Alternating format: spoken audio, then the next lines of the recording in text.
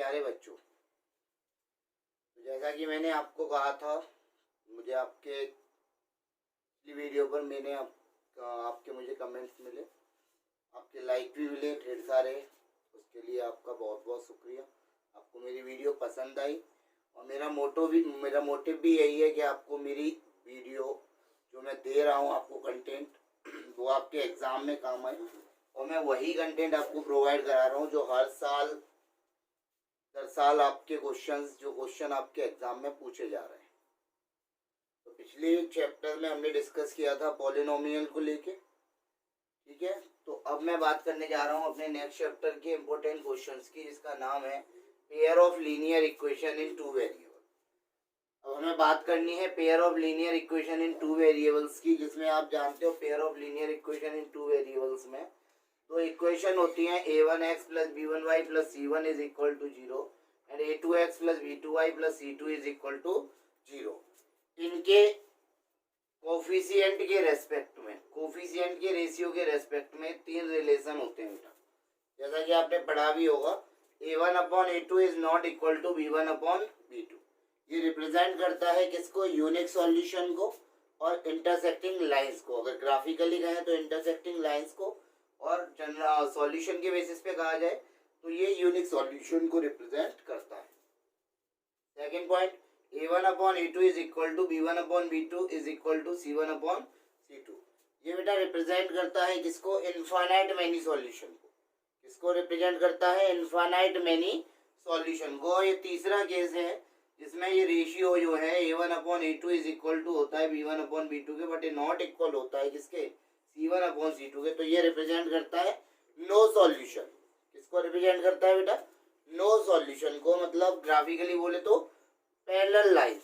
किसको? Parallel lines.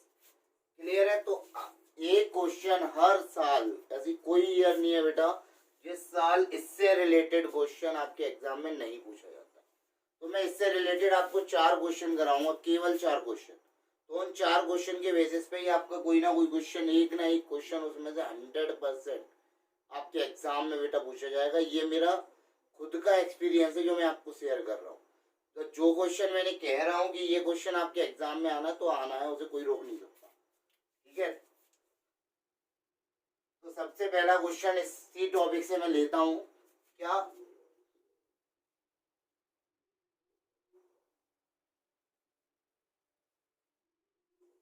For what value of के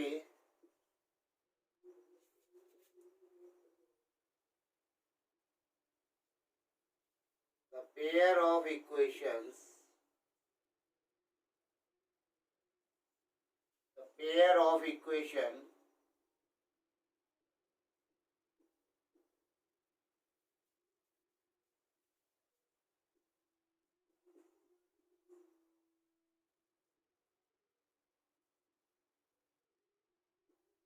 equal to 0 has a unique solution।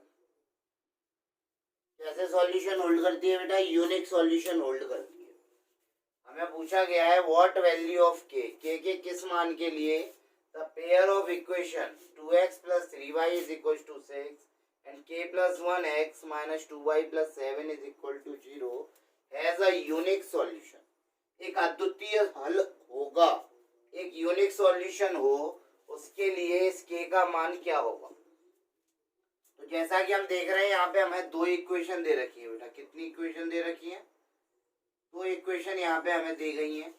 क्या है वो equation? 2x plus 3y is equal to 6, और दूसरी इक्वेशन है k plus 1x minus 2y plus 7 is equal to 0।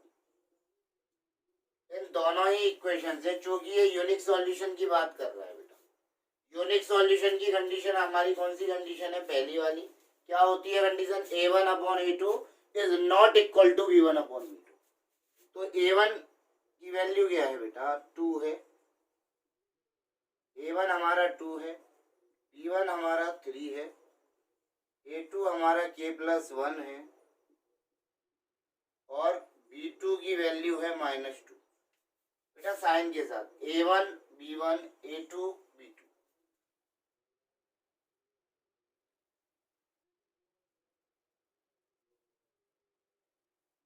Unique solution के लिए क्या कंडीशन होती है? A1 upon A2 is not equal to B1 upon B2। तो जैसे की कंडीशन है उस कंडीशन के मैंने से पुट किया तो 2 upon K plus 1 is equal to 3 upon -2। Sign किसका है बेटा? नॉट इक्वल टू का। क्रॉस मल्टीप्लाई ऐसे हम करेंगे तो 3 का इंटू इससे होगा तो ये क्या आएगा बेटा? 3K plus 3 is not equal to -4। तो 3K is not equal to -4 -3। तो 3K is not equal to -7। तो K is not equal to -7 upon 3। क्या मतलब हुआ इसका कि the value of K may be any real number, कोई भी रियल नंबर हो सकता है, केवल किसके इक्वल नहीं हो सकता? -7/3 के। तो आप लिख दोगे एक statement, the value of K may be any real number except -7/3। -7/3 को छोड़कर कोई भी रियल नंबर हो सकता है। तो ये हमारा पहला क्वेश्चन था। इससे रिलेटेड क्वेश्चन पिछली ही साल, जो अगली साल आपने लास्ट ईयर जो पेपर आया था उसमें 2 मार्क्स में ये क्वेश्चन पूछा गया था। तो इन टॉपिक से related ratio of pair of linear, ratio of coefficient of pair of equation पर एक क्वेश्चन 100% आना है।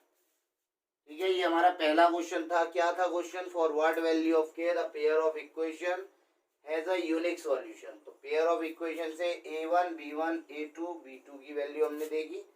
ठीक, यूनिक सॉल्यूशन की कंडीशन थी A1 upon A2 is not equal to B1 upon B2। तो 2 upon K plus 1 is not equal to 3 upon -2। Cross multiply किया तो 3K plus 3 is not equal to 2 2 4 -K। 3 उधर गया तो सब्ट्रैक्ट हुआ तो 3K is not equal to -7/3। मतलब K की वैल्यू कोई भी रियल नंबर हो सकता है, केवल किसको छोड़ के? -7/3 को छोड़कर। चलते हैं नेक्स्ट क्वेश्चन की ओर।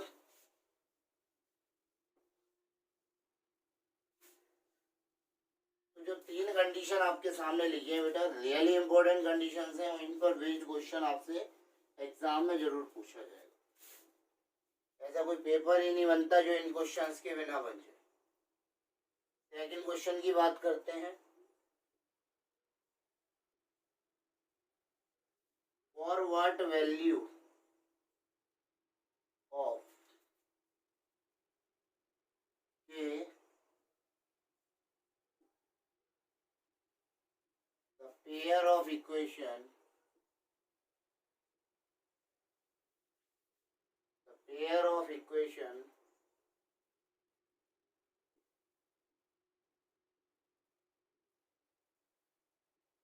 To x plus 3y minus 6 equal to 0 and K plus 1x K plus 2y is equal to 20 are inconsistent.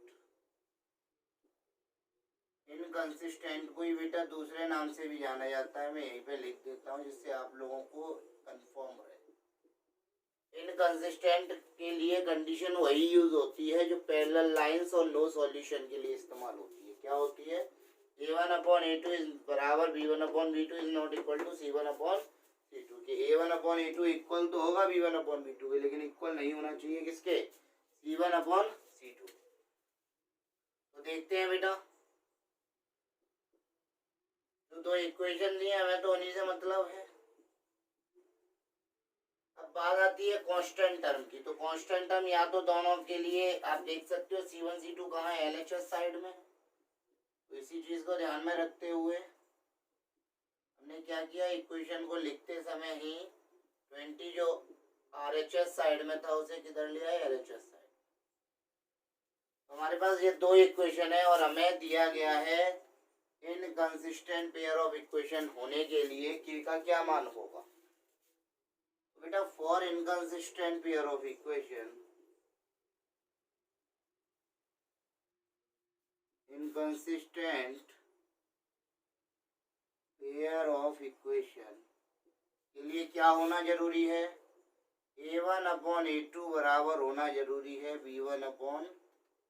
हमारे पास तीन कंडीशन होती हैं तो हम किसी भी दो को लेकर इसे सॉल्व कर सकते हैं। तो हमने लिया a1/a2 बराबर b1/b2। तो a1 की वैल्यू यहाँ से आपको दिख रही होगी, कितनी है 2, और a2 की वैल्यू है k+1। नेक्स्ट b1 की वैल्यू क्या है बेटा 3 है, और b2 की वैल्यू आपको क्या दिख रही है k+2। a1 a2 b1 b2 दोनों चारों के साइन पॉजिटिव है, तो क्रॉस मल्टीप्लाई किया तो ये आ गया 2k+4 और ये आ गया 3k+3। k को k की तरफ ले आए, क्या हो गया बेटा 3 - 4 उधर गया तो माइनस का हो गया, तो क्या बचेगा यहाँ पे -k इज इक्वल टू -1। तो k की वैल्यू क्या आ रही है बेटा 1 आ रही है, तो यहाँ पे लिख दोगे the value of k is 1। k की वैल्यू क्या होगी, k का मान क्या होगा जिसके लिए पेयर ऑफ इक्वेशन जो है वो इनकंसिस्टेंट सॉल्यूशन को होल्ड करेंगी बेटा, k की वैल्यू क्या होगी 1 होगी। 1 के लिए पेयर ऑफ इक्वेशन हमारी क्या होंगी इनकंसिस्टेंट, मतलब कि इनकंसिस्टेंट के लिए ही कंडीशन वही होती है जो नो सॉल्यूशन के लिए होती है। ठीक है, कंसिस्टेंट और इनकंसिस्टेंट पेयर ऑफ इक्वेशन का मतलब क्या होता है, कंसिस्टेंट पेयर ऑफ इक्वेशन उन्हें कहा जाता है जिनके कम से कम एक सॉल्यूशन हो। तो ये दोनों ही condition consistent pair of equation को रिप्रेजेंट करती है, और ये कंडीशन होती है जो इनकंसिस्टेंट पेयर ऑफ इक्वेशन के लिए रिप्रेजेंट होती है।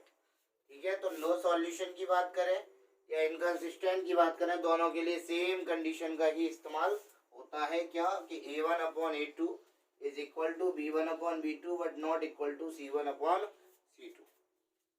क्लियर है बेटा, चलते हैं नेक्स्ट क्वेश्चन की ओर।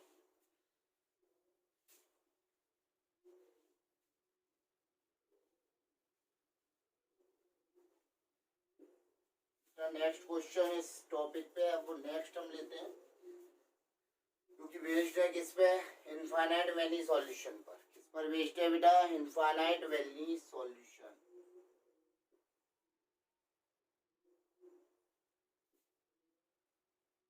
For what value of a and b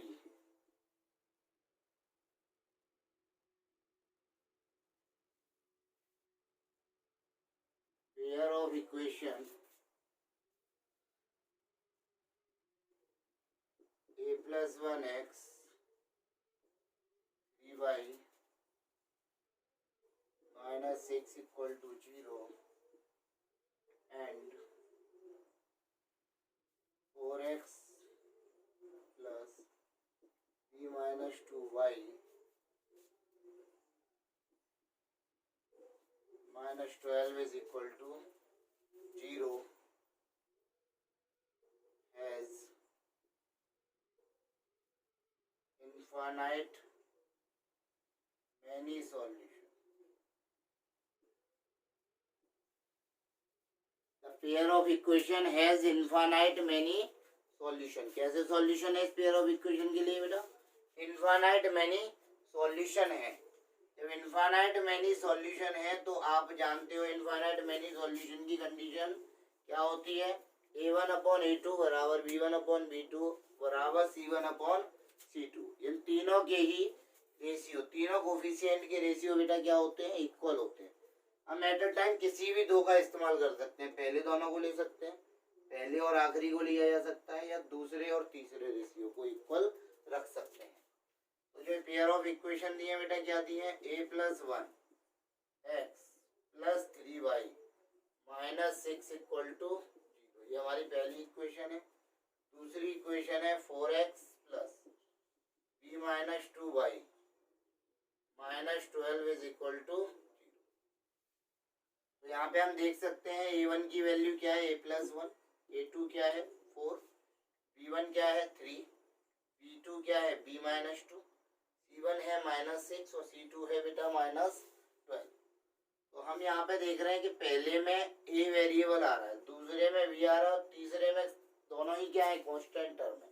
तो क्यों ना हम देखो फॉर इनफाइनाइट मैनी सॉल्यूशन की बात हुई है, तो इनफाइनाइट मैनी सॉल्यूशन में कोई भी दो रिलेशन का इस्तेमाल हम कर सकते हैं, किसी भी दो का, क्योंकि तीनों ही रेशियो बराबर होते हैं। a1/a2 बराबर होता है b1/b2 बराबर होता है c1/c2 के। तो इस बात को ध्यान में रखते हुए हमने क्या किया, हमने ले लिया a1/a2 बराबर c1/c2, क्योंकि a1 में a आ रहा है और यहाँ कांस्टेंट है और ये दोनों भी कैसे टर्म है कांस्टेंट। तो यहाँ पे ये आ गया बेटा a+1/4 is equal to -6/-12, minus minus plus 6 1 जा 6, 6 2 जा 12, क्रॉस मल्टीप्लाई किया तो यहाँ पे 2 का मल्टीप्लाई हुआ तो 2a + 2 इज इक्वल टू 4 1 जा 4, तो 2a इक्वल टू 4 माइनस 2, तो 2a इक्वल टू 2, 2 से 2 कैंसिल हो गया बेटा 1 बार, तो a की वैल्यू क्या आ गई 1 आ गई, a की वैल्यू क्या आ गई 1। अब इसी तरह बेटा हमने क्या लिया, दूसरा रिलेशन, दूसरा पार्ट b1/b2 बराबर c1/c2।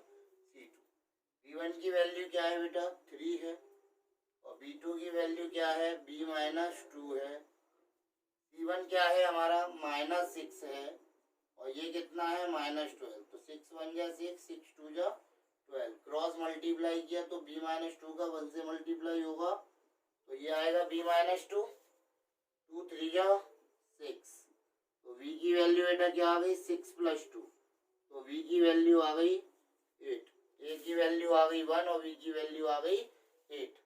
तो ये था बेटा क्वेश्चन आपका किससे रिलेटेड, इनफाइनाइट मैनी सॉल्यूशन से रिलेटेड। तो हमने यहाँ पे तीनों कंडीशन से रिलेटेड क्वेश्चन किए, चाहे वो आपका यूनिक सॉल्यूशन पे बेस्ड हो, नो सॉल्यूशन पे बेस्ड हो और इनफाइनाइट मैनी सॉल्यूशन पे बेस्ड हो, तीनों टाइप के मैंने यहाँ पे क्वेश्चन कराए।